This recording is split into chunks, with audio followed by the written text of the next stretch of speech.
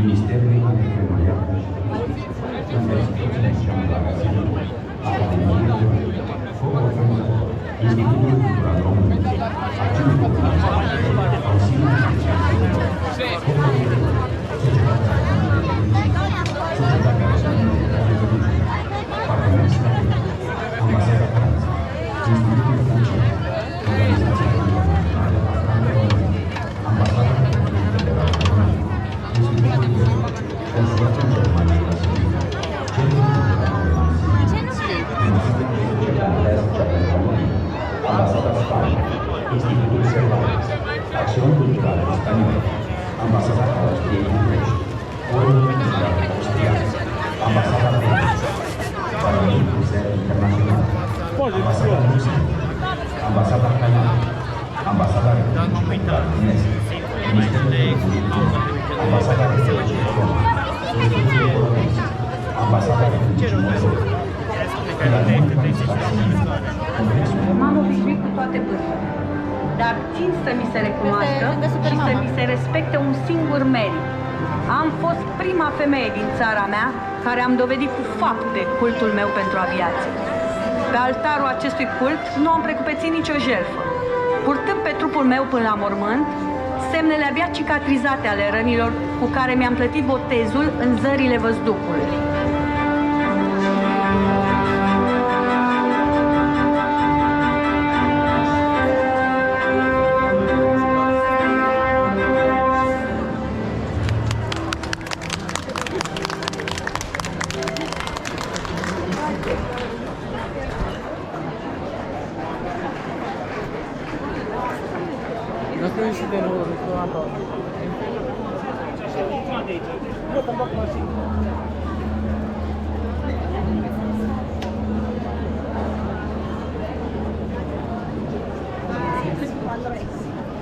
Uite, aici mai sunt încă două. Nu-i nimic, ca doar zic, nu-i problemă.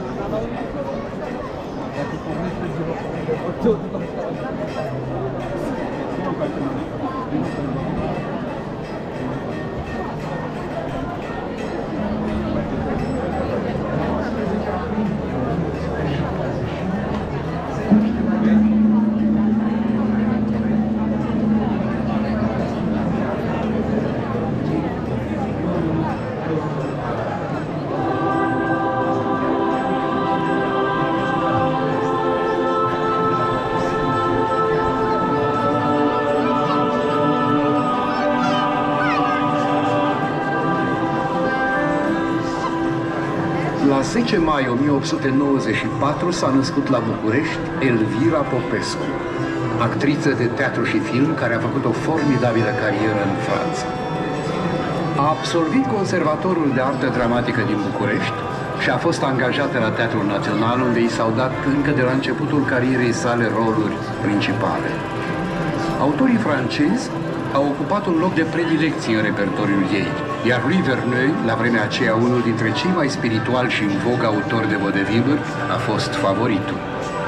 Verneuil o invită să joace la Paris, o angajează la Teatrul de la Michodière și în spectacolul Macuzin de Varșovie, Verișoara din Varșovia, are un succes formidabil și, deși nu stăpânea perfect franceza, este apreciată unanim de întreaga presă, care lansează chiar celebra formulă accentul Elvirei Popescu.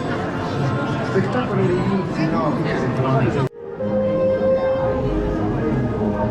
mi-am plătit scump visurile. Dar viața a fost dreaptă cu mine. Mi-a dat și de unde să plătesc.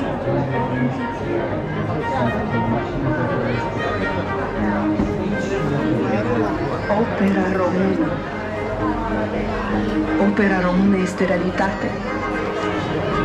S-a înființat opera română.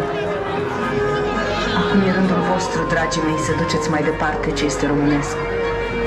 Să luptați pentru asta. Opera română. Haideți să facem.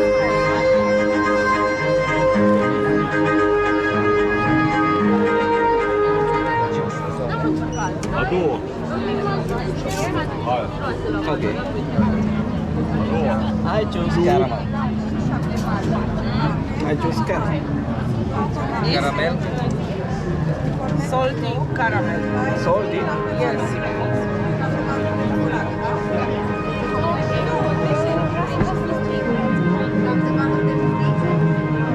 Tiramisu, zupa englez, Cherry Delight, and you can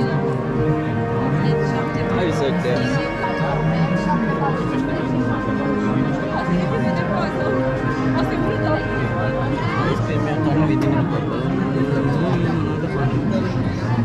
Marea cântăreață Mariclea Dartrei s-a născut la 10 iunie 1860 la București. Mama se vândea Maria Principe de Ce, v-ar bine sănătoasă? N-ai treabă? Ok? Yes. Moare în 12 ianuarie 1939.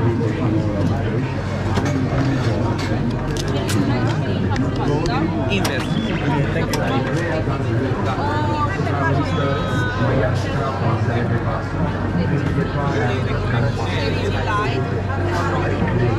Și într-o altă cupă.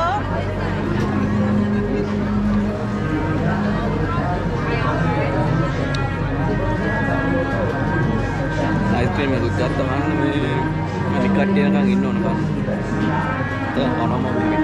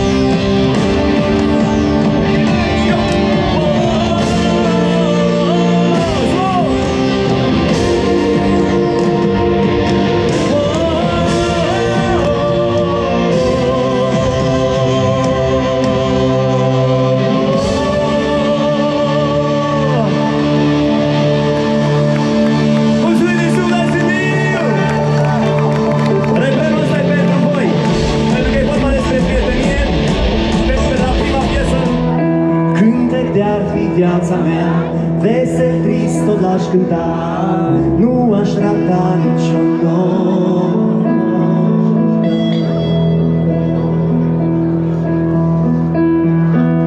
Râu de-ar fi l-aș înnota, până la mare l-aș urma, nu m-aș opri niciodată, știi că viața n-are buton de rewind, să poți să întorci ce-ai pierdut. Nu poți nici să o pui pe pauză când nu știi ce-ai revenit. Dacă mâine noaptea n-ar mai avea vreo stea, dacă într-un aventur spre mine ar sufla, tu mai fii motivul,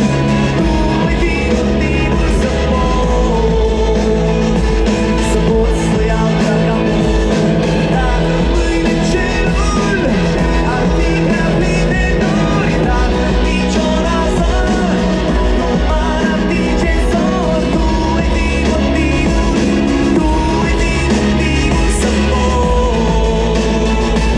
să pot să iau de la capăt.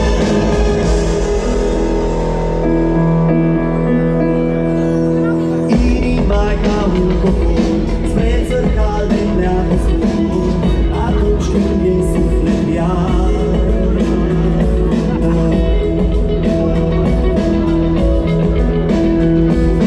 Poate nu le va găsi, poate se va prăbuși, dar nu renunță vreodată, să știi. Aș zbura chiar și o noapte întreagă spre zori în care ai fi tu. Ploile n-ar putea să înțeleagă de ce ne cad când sunt tot ud. Dacă mâine noaptea n-ar mai avea vreo stea, dacă într-un aventur spre mine ar sufla, tu ai fi motivul, să pot să iau de la capăt. Dacă mâine cerul ar fi prea plin de nori, dacă nicio rază nu m-ar atinge zor, tu ai fi motivul,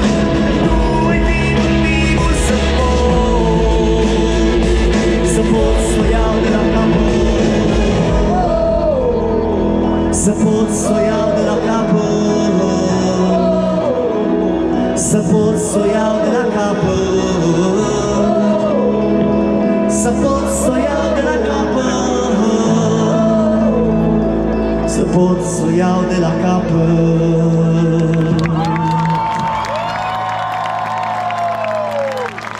Mulțumim frumos, mulțumim pentru fiecare lumină pe care ați aprins. Bine, nu chiar un dascăl, noi suntem foarte prost la capitolul ăsta, adică... Pe mine cred că m-au chemat toate edițiile și când făceam Dansez pentru tine, m-au sunat în fiecare an să vin și am zis că nu, că mă fac de râs în fața întregii țări, că sunt varză. Dar asta ce vreau să facem acum, uite ce frumoasă e fetița. E ceva ce putem să facem cu toții, adică dacă și eu pot să fac, sigur puteți și voi. Și ar trebui să ne iasă ceva de felul următor. Îmi cere inima să o mai spun o dată, asta e țara mea, jur că-i minunată. Cei care simt la fel să înceapă nebunia, din toată inima pentru România. Ne iese? Un fel de flash mob așa cu 10.000 de oameni. Hai să mai încercăm o dată, deci. Îmi cere inima să o mai spun o dată, asta e țara mea, jur că-i minunată. Cei care simt la fel să înceapă nebunia, din toată inima. Îmi cere inima să o mai spun o dată, asta e țara mea, jur că-i minunată. Cei care simt la fel să înceapă nebunia, din toată inima. Mulțumim Sibiu, din toată inima pentru voi, din toată inima pentru România. Așa am scris noi piesa asta, chiar din toată inima pentru țara noastră. Vreau să vă brațele pe sus, să cântați măcar la refren cât se poate tare și să faceți și mișcarea aia sincron. Mulțumim frumos, Sibiu!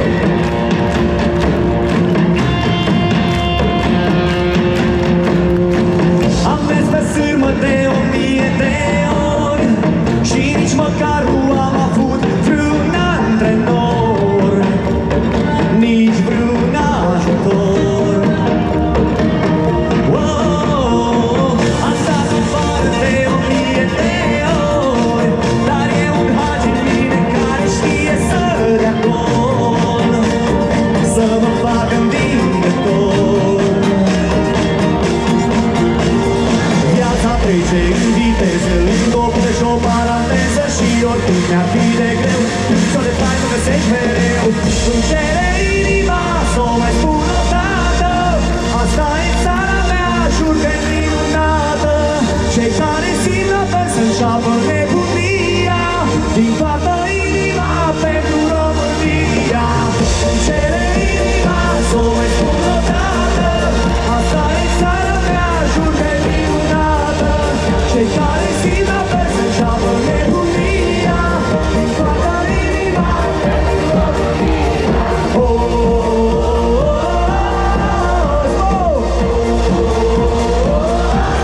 bine Sibiu! Din toată inima pentru România, aici rămân chiar dacă nu-i ușor, căci Raicu mi-a dat tare ca să pot să zbor deasupra tuturor. Francezii poate că ar trebui să învețe că nu se pronunță Brancusi, regret, dar c'est la vie. Sibiu, să știți că viața trece în viteză, în dopă și o paranteză și oricum de greu, nu de tai mă găsești mereu. Îmi cere inima să o mai spun o dată, asta e țara mea, jur că-i minunată. Cei care simt la fel să înceapă nebunia, din toată inima pentru România. Îmi cere inima să o mai spun o dată, asta e țara mea, jur că-i minunată. Cei care simt la fel să înceapă nebunia, din toată inima pentru România. Mulțumim Sibiu încă o dată pentru România, brațele sus! Și cântați cu vocile cât vreți de tare cu noi!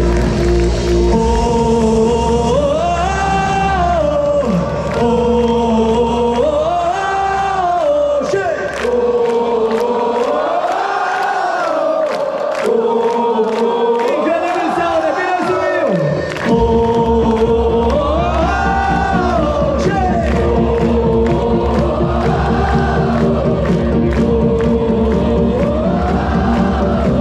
Din toată inima,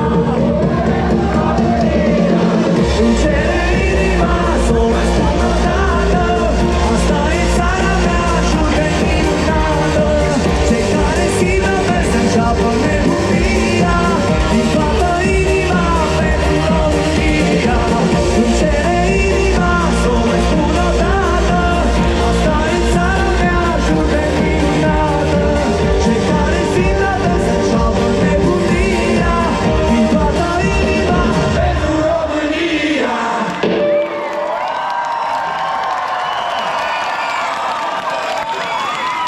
Incredibil sunteți! Vă mulțumim mult de tot! A fost o seară pe care noi nu o vom uita niciodată.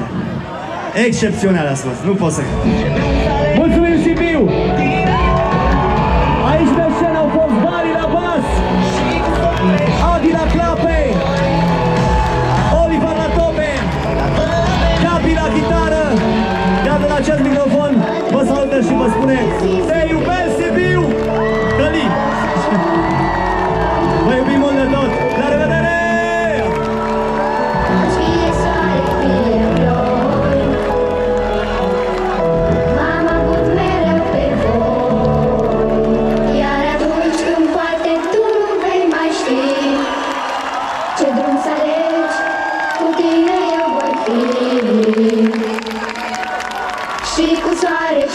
flori